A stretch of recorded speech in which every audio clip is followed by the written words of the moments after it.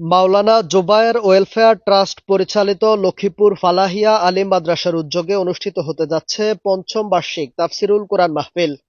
আগামী ৮ই ডিসেম্বর শহরের লিল্লাহ মসজিদ মাঠে এ মাহফিল অনুষ্ঠিত হবে। এতে প্রধান মেহমান হিসেবে উপস্থিত থাকবেন চট্টগ্রাম আন্দরকিল্লা শাহী জামে মসজিদের খতিব আওলাদে রাসূল সৈয়দ আনোয়ার হোসাইন তাহের জাবেরি আল মাদানী। প্রধান তাফসীরকারক হিসেবে থাকবেন লক্ষ্মীপুর দারুল উলুম কামিল মাদ্রাসার উপাধ্যক্ষ মাওলানা মোহাম্মদ ইসমাইল।